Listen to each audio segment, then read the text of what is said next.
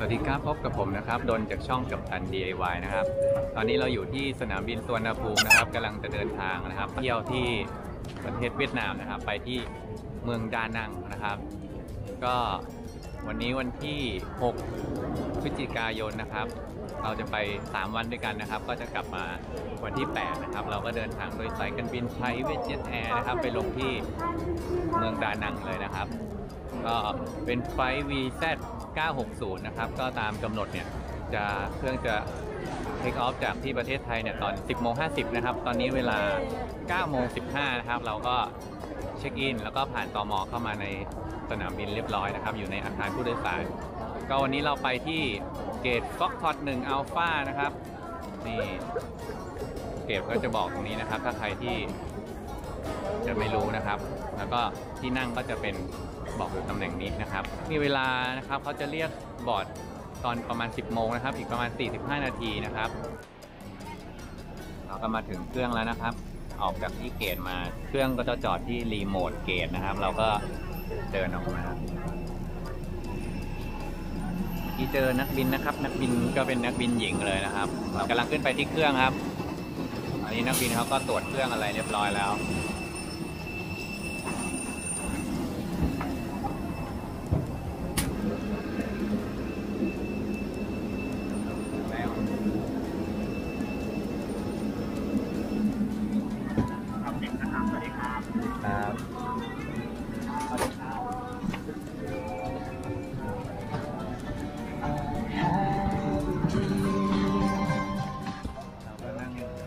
เรียบร้อยแล้วนะครับตอนนี้เรานั่งแถว 2F ก็คือโลที่2นะครับจากหน้าเครื่องเลยนะครับแล้วมีน้องไปด้วยคนนะครับแต่ไม่ได้นัดกันครับบังเอิญมาเจอกันดูดิครับ เมื่อกี้เราขึ้นมาบนเครื่องนะครับถ้าเพื่อนๆสังเกตเนี่ยนะครับก็จะเห็นว่าทุกครั้งเลยนะครับที่เราขึ้นมาบนเครื่องเนี่ยก็จะมีลูกเรือนะครับซึ่งปกติแล้วก็จะเป็นเพอร์เซอร์ที่อยู่หน้าเครื่องนะครับเนี่ยครับเขาก็จะมีการขอเราดูบอร์ดดิ้งพาสนะครับทุกครั้งเลยสงสัยไหมครับว่าทำไมต้องขอดูด้วยในเมื่อเรานะครับก็รู้อยู่แล้วว่าเรานั่งที่ไหนนะครับบางคนก็อาจจะรู้สึกว่าเฮ้ยเนี่ยเราขึ้นเครื่องบ่อยมากเลยทำไมต้องมาขอดูเคยเจอหลายๆครั้งนะครับผู้โดยสารก็จะแบบแอบเบี่ยงลูกเรือนิดนึงว่าก็รู้นั่งไหนไม่ต้องดูหรอกอะไรเงี้ยแต่ลูกเรือก็พยายามที่จะขอดูนะครับจริงๆแล้วเนี่ยมันมีวัตถุประสงค์ในการขอดูนะครับเดี๋ยวเราให้ลูกเรือมาตอบแล้วกันนะครับว่าทำไมนะครับเวลาขึ้นเครื่องมาทุกครั้งเลยจะต้องขอดูบอร์ดดิ้งพาสนะตอบหน่อยครับจริงๆแล้วนะคะการที่เพอร์เซอร์หรือลูกเรือเนี่ยขอดูบอร์ดดิ้งพาสบัตรโดยสารเนี่ยค่ะจริงๆคือไม่ได้ดูหมายเลขที่นั่งแต่อย่างใดนะคะแต่ว่าคนทั่วไปชอบคิดว่าทำไมจะต้องขอดูหมายเลขที่นั่งแต่ว่าจริงๆจุดประสงค์นะคะก็คือดูว่าผู้โดยสารท่านนั้นนะคะขึ้นเครื่องถูกหลังหรือเปล่าว่ามันก็เกิดการผิดพลาดบ่อยครั้งค่ะในประสบการณ์การบินแอร์ก็คือมีผู้โดยสารขึ้นเครื่องผิดเยอะมากค่ะก็คือแบบบางทีมันก็จะมีแบบว่าลำจอดอยู่จอดใกล้ๆกันบอร์ดใกล้ๆกันอะไรอย่างนี้นะครับสายการบินเดียวกันอะไรอย่างนี้ใช่ไหมบางทีมันก็เกิดการผิดพลาดเลิกขึ้นได้ค่ะบางทีแบบต่อแถวใกล้ๆกันอะไรเงี้ยเนาะครับก็คือจริงๆแล้วเป็นการเหมือนดับเบิลเช็คให้นะครับเพื่อป้องกันว่าผู้โดยสารอาจจะนั่งขึ้นเครื่องผิดลำนะซึ่งมันเป็นไปได้ซึ่งในกรณีที่แบบถ้าเป็นเกตแบบปกติที่เป็นงวงที่เราเรียกกันเนี่ยอันนั้นอาจจะไม่ค่อยมีปัญหา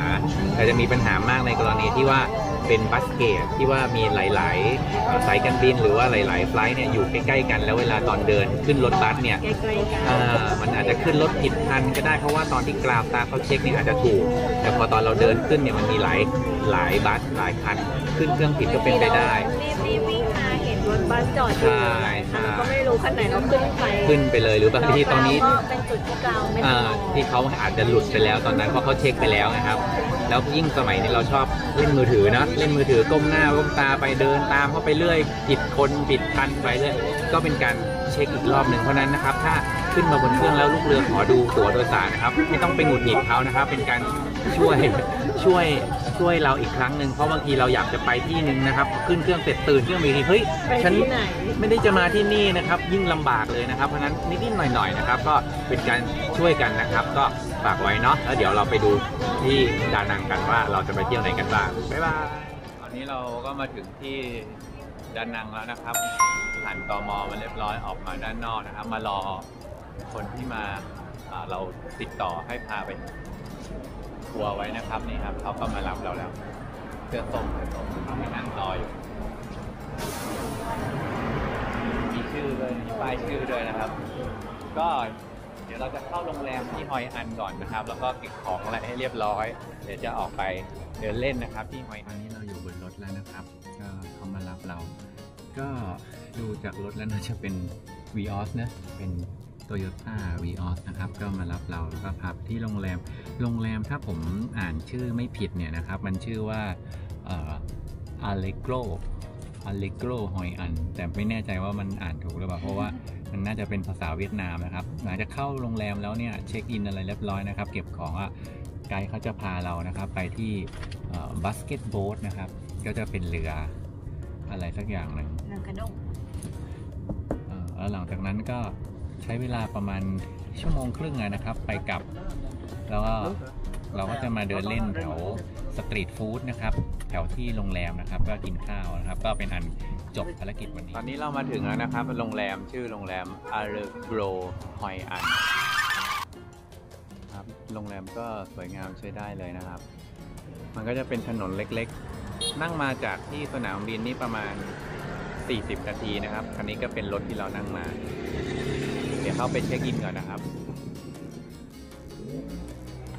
ก็เอาพาสปอร์ตเข้าไปเช็คอินเรียบร้อยสวัสดีครับเขาให้เรานั่งรอก่อนนะครับนี่เราก็เข้ามาในห้องแล้วนะครับอยู่ชั้น2นะครับก็ที่นี่ก็จะมีทั้งสระว่ายน้ำมีสปาแต่สปาก็จะเสียเงินนะครับแล้วมีฟิตเนสก็มีอาหารเช้านะครับห้องนอนก็ไม่ถึงกับใหญ่มากแต่ก็สวยงามน่ารักใช้ได้เลยนะครับที่ฟรีอยู่ตรงนี้นะครับอันนั้นเสียตังค์แล้วก็อันนี้ก็ฟรีเหมือนกันตรงนี้ก็คือจะฟรีหมดเลยเนาะแล้วก็ห้องน้ำนะครับจะเป็นมีอ่างน้ำด้วยนะฮะนี่อ่างน้ำใช้ได้เลย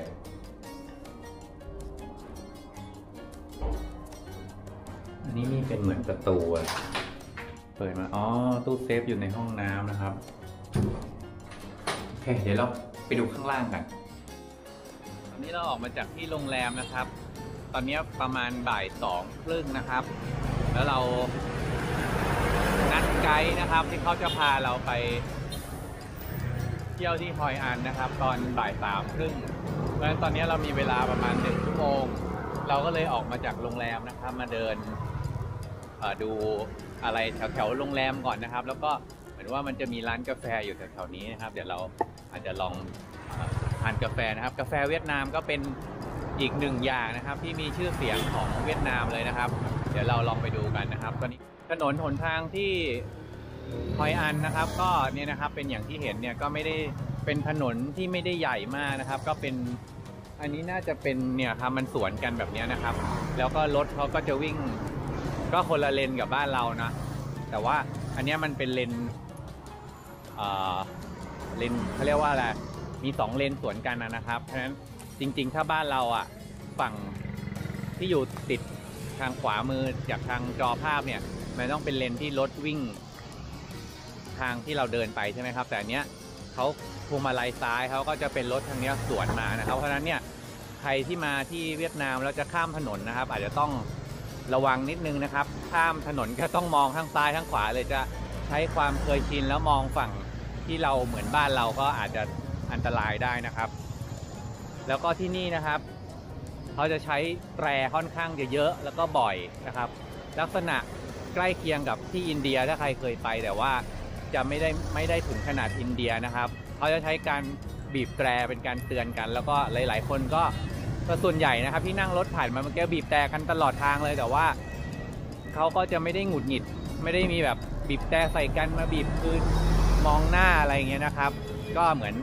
เป็นการเตือนกันปกตินะครับเดี๋ยวเราจะข้ามถนนนะครับตอนนี้เราเดินมาที่ร้านนะครับผ่านร้านนี้มันเป็นร้านอะไรไม่รู้ชื่อร้านมอส ก็เห็นเขาบอกว่ามันดังอยู่นะครับร้านนี้มันเป็นน้ำอะไรสักอย่างไม่รู้เดี๋ยวเราจะลองชิมดูครับกำลังจะสั่งละนี่มีกุ๊กทัวจีนนะครับมาสั่ง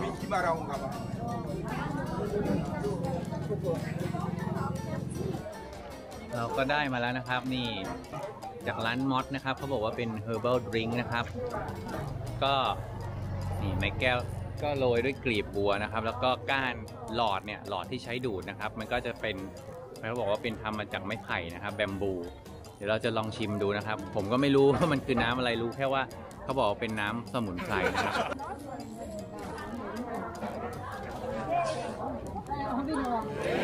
ก็มีรสชาติคล้ายๆน้ำมะตูมมีน้ำมะตูมอยู่ข้างในเหมือนเป็นน้ำมะตูมแล้วก็น่าจะผสมพวกน้ำผึ้งอะไรอย่างเงี้ยนะครับมีความเปรี้ยวๆด้วยก็ถ้าเดินเหนื่อยๆร้อนๆก็เจอร้านนี้ก็แวะซื้อได้นะครับชื่อร้านมอสเป็น herbal drink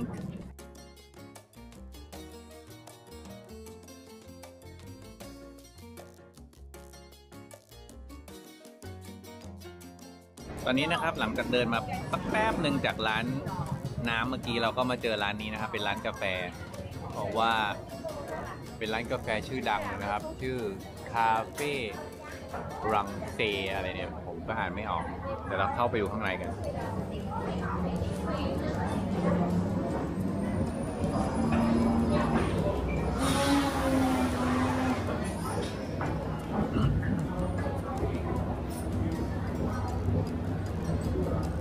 เราสั่ง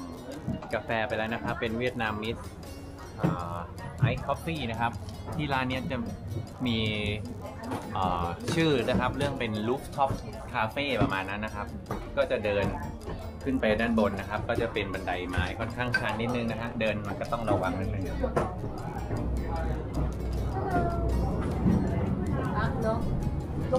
ชั้นบนก็จะมีที่นั่งนะครับเป็นชั้น2ก็จะมีที่นั่งแบบนี้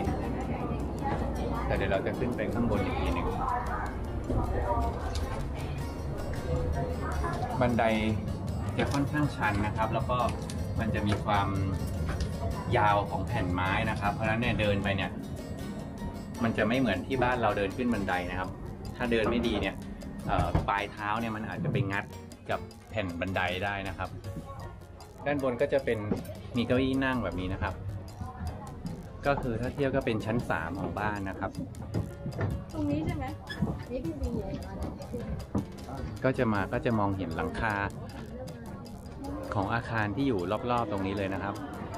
ก็ได้บรรยากาศดีเหมือนกันนี่ก็คือชั้น3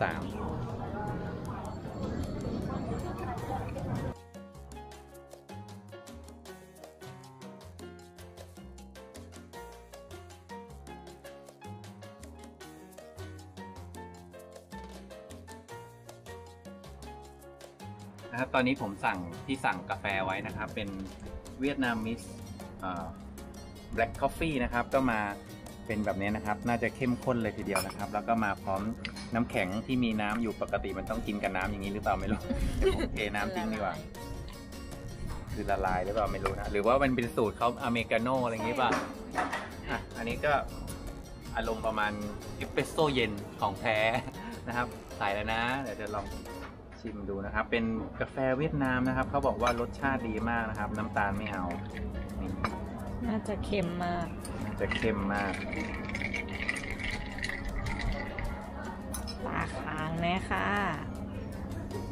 หอมไหมหอมดีครับกลิ่นหอมสมกับเป็นกาแฟเวียดนามขมใช่ไหมโคตรเข้มเลยครับเข้มมากเข้มคือแบบกินเข้าไปนี่คือนอกจากปกติคือกินเข้าไปไม่ก็จะเป็นน้ำใช่ไหมครับแต่อันนี้มันมีความหนืดเหมือนแบบมีความหนืดของตัวน้ำกาแฟด้วยนะครับสุดยอดมากแล้วก็ขมมากแต่เชื่อไหมครับว่าขมขนาดนี้ยังไม่เท่าน้ำลาบปลาไหลใครไม่รู้จักลองไปเซิร์ชดูครับน้ำลาบปลาไหลกินสุดยอดมากขมกว่านี้เยอะเข้มครับเราก็อยู่บนเรือเขาเรียกว่าอะไรนะโคโคนัทโบ๊ทนะครับมันก็จะเป็นกลมๆนะครับ อารมณ์คล้ายๆกระด้งแล้วเขาก็จะมีการยาแนวเหมือนกับยาท้องเรือนะครับไม่ให้น้ำเข้านะครับ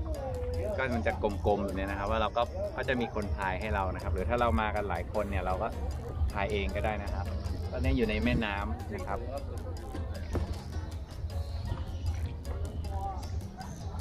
ก็มีคนพายให้เรานะครับเขาก็มีชูชีพให้เดี๋ยวให้ดูบรรยากาศมีคนพายเยอะเลยครับก็นี่เขาพายกันมีคนนั่งอยู่นะครับตามมาเต็มเลยนะครับอันนี้ย้อนแสงเดี๋ยวดูตรงนี้นิดนึงนะครับก็จะอารมณ์ประมาณนี้นะครับกลมๆก็พายกันไปถ้าใครมาก็มาลองมานั่งเรือบานาน่าโบ๊ทไม่ใช่โคโคนัทโบ๊ทครับบานาน่าโบ๊ทเป็นกล้วยหอมนะอันนี้จะเป็นโคโคนัทโบ๊ทนะฮะกลมๆอันนี้ก็เหมือนเข้ามาในน่าจะเป็นสวนหรืออะไรสักอย่างนะครับเป็นสวนเป็นช่องแคบเล็กๆกันนะครับหลายเรือหลายลำเลยนะครับโคโคนัทโบ๊ทนี่หลายลำเลยเข้ามาในช่องแคบนี้แต่พอเข้ามาในช่องนี้ตอนแรกเราใส่เสื้อชูชีพอยู่นะฮะเขาก็บอกให้เราถอดไม่รู้ทำไมให้ถอดเดี๋ยวถอดเราจะได้ผักตกน้ำนี่บานาน่าโบ๊ทตอนสุดท้ายต้องคว่ำสรุปไม่รู้อะไรเลยแต่ให้อารมณ์เหมือนแบบว่าในแอ่งน้ำพาเรามาเป็นอาหารให้อนาคอนดาอะไรอย่างเงี้ยครับ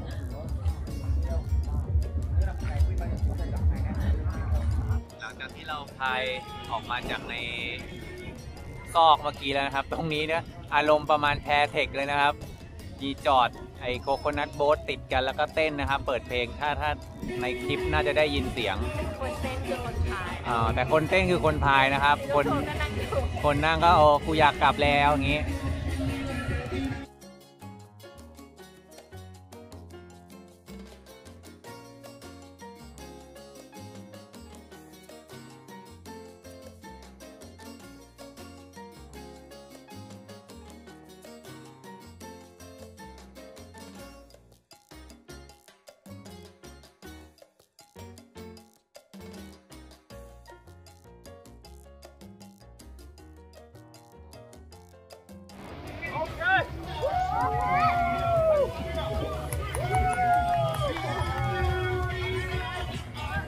ตรงนี้นะครับก็จะเป็นจุดโฟโต้พิมพ์เตอร์นะครับกลางน้ำเลยนะครับก็เมื่อกี้เราไปจอดตรงมุมด้านโน้นนะครับแล้วเขาก็จะมีช่างภาพถ่ายเสร็จแล้วเขาก็จะเอามาขึ้นที่หน้าจอตรงนี้นะครับแล้วก็ขายเรารูปละ 70,000 วอนถ้า70,000 ดองนะครับก็ถ้าคิดเป็นเงินไทยเนี่ยเขาบอกว่าตกประมาณ100 บาทนะครับประมาณ100 บาทก็เป็นอีกรูปแบบหนึ่งนะครับในการทำการค้านะครับก็เผื่อว่าใครสนใจก็เป็นรูปเป็นมุมที่แปลกๆนะครับซึ่งเราก็ไม่มีโอกาสที่จะได้มาถ่ายแบบนี้บ่อยๆอยู่แล้วนะครับบนเรือนี่ก็จะมีทั้งจอคอมพิวเตอร์นะครับมีเครื่องปริ้นนะครับและกล่องขาวๆด้านนี้นะครับจะเป็นสัญญาณรับ Wi-Fi นะครับพอเขาถ่ายรูปเสร็จเขาส่งมาที่ซุ้มนี่เลยฮะ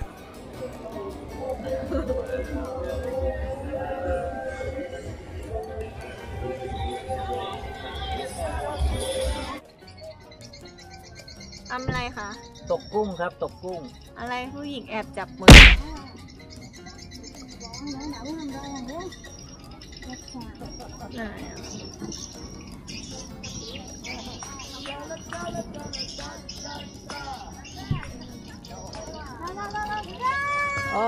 ปู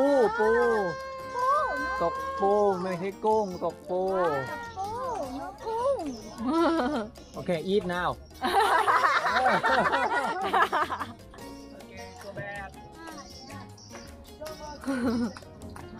เราก็ขึ้นมาจาก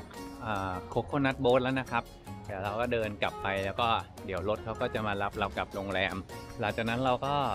จะออกไปเดินตลาดใช่ไหมครับเดินตลาดหาของกินตอนเย็นนะครับน่าจะเป็นซีฟู้ดหรือว่าเป็นอาหารเวียดนามก็เป็นผักๆนิดนึงนะครับตอนนี้เรามาอยู่ที่ร้านนี้นะครับบาเล่เวลเราจะมากินแหนมเนืองเรายังไม่รู้ว่าร้านคืออันไหนนะครับเดี๋ยวลองดูก่อนตอนนี้เราอยู่ที่ร้านนะครับก็เรียกไม่ถูกชื่อร้านอะไรชื่อเนี่ยอะไรสักอย่างบาเล่เวล บาเล่เวลรีสอร์ทนะครับแล้วก็เข้ามาเนี่ยก็คือสั่งเป็นเซตเมนูเขาจะมีเมนูเดียวเลยที่ร้านเนี่ยต่อคนเนี่ยก็จะอยู่ที่ประมาณ 125,000 ดองนะครับก็ตกประมาณเท่าไหร่นะ100 กว่าบาทประมาณ130-140ต่อคนเนี่ยนะครับก็เราสั่งมา2 เซตคือสั่งปุ๊บผักมาปั๊บเลยฮะเขาเหมือนพวกนี้เขาเตรียมไว้หมดแล้วที่นี่ก็จะมี Wi-Fi ให้ด้วยนะครับก็เป็นchili sauce chili and sauce โอเคมิกซ์โอเค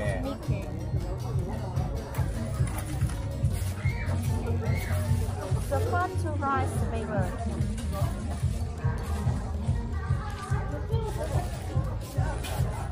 spring roll อ๋อ cucumber salad เขาก็สอนวิธีกินให้เราอยู่นะครับอ๋อปึ๊บ only pork no beef no chicken โอเคเกิดม้วนโอเคปึ๊บงาม thank you ช่วยมิว แบงเจลนะครับเขาก็มีเซตพวกนี้มาให้แล้วก็นี่ยกมาเรียบร้อยเลยเขาเตรียมเป็นเซตเพราะนั้นที่ร้านเนี่ยจะมี1 เมนูแล้วเขาก็จะคงทำเตรียมไว้เรียบร้อยแล้วก็มาสอนวิธีทำให้เรานะครับก็กินง่ายๆแป้งมันก็จะไม่เหมือนที่บ้านเราที่ต้องจุ่มน้ำนะครับที่นี่เขาก็จะไม่ต้องจุ่มน้ำก็ม้วนกินได้เลยนะครับกินก่อนนะครับเดี๋ยวจะห่อให้ดูอีกทีนะครับ ที่เขาทำเมื่อกี้เขาก็ใช้แป้งเนี่ยครับ2 แผ่น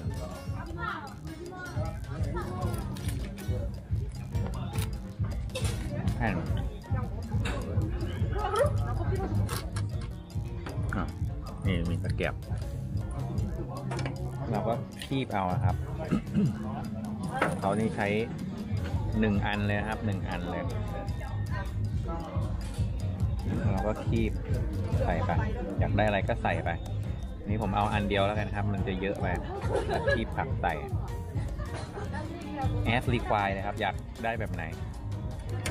มันก็จะเป็นน้ำจิ้มเขาก็มีกันอยากได้เผ็ดมากเผ็ดน้อยแล้วก็มิกไปมิกไปโอ้มันเป็นเซตเนี่ยอะไรก็ไม่รู้คือไม่รู้สักอย่างว่ามันคืออะไรนะครับแต่ว่านั่นแหละครับกินได้เนี่ยผมห่อไม่สวยเหมือนเขานะเมื่อกี้เขาห่อนี่แบบเหมือนสายไหมเลยผมห่อเหมือนเป็นอะไรไม่รู้เนี่ยครับแล้วเราก็ตัดเลยครับ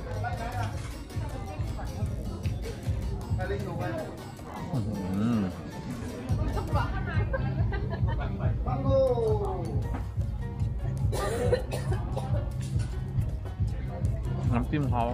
อร่อยสีแดงนี่ก็จะเผ็ดหน่อยแล้วก็มันก็จะหวานนิดนึงแล้วผมสั่งมานะครับอันนี้เป็น passion fruit passion juice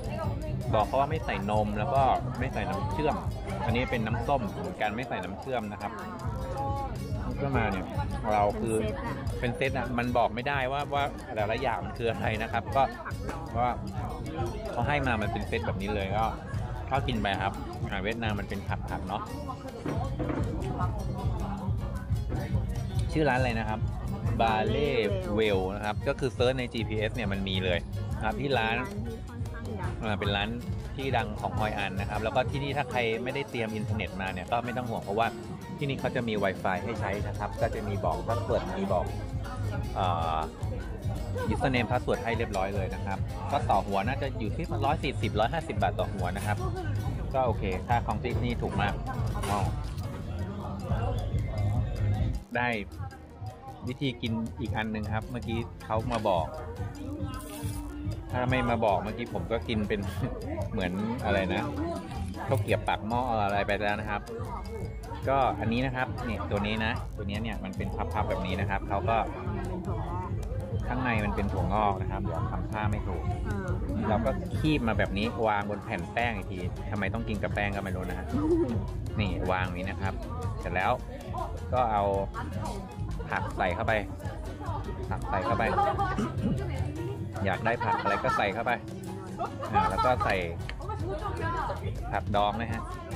ใส่เข้าไปปากเข้าไปแล้วก็อันนี้ก็แอปพลิควายอยากได้อะไรก็ได้เหมือนเดิมครับฟาบบีบไปเนี่ยนะครับแล้วก็ตักน้ำจิ้มราดเหมือนเดิมไม่ได้ใส่น้ำจิ้มใช่ไหมเมื่อกี้แล้วเขาก็ม้วนครับม้วนแต่ผมก็ม้วนไม่สวยอีกเหมือนเดิมนะครับแต่ก็กินได้เหมือนเดิม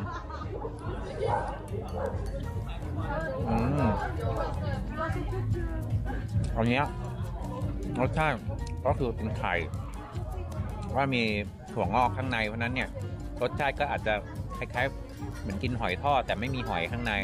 ก็จะเป็นแบบที่เราใส่เข้าไปเป็นกุ้งเป็นหมูอะไรอย่างเงี้ยนะครับอร่อยกินเสร็จแล้วนะครับโหที่ร้านนี้นะครับเรากินเรียบเลยเช็คบินมาเท่าไหร่300,000 ดองครับแต่คิดเป็นเงินไทยแล้ว250 บาทก็ถือว่า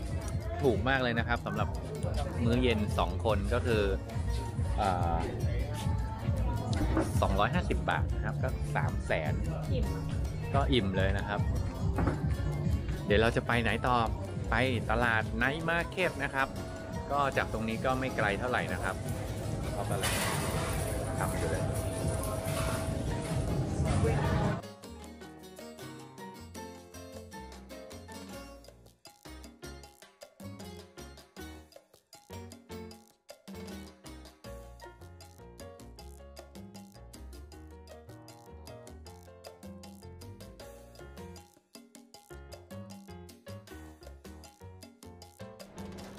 อันนี้ก็จะเป็นเรือ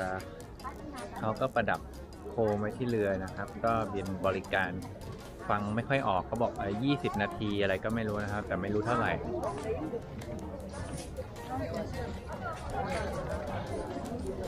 ก็มีจอดอยู่หลาย10 ลำเลยนะครับเป็นอันนี้ก็เป็นเหมือนริมแม่น้ำนะครับก็เป็นเรือแต่ก็มีคนใช้บริการก็น่าจะถ่ายรูปสวยๆ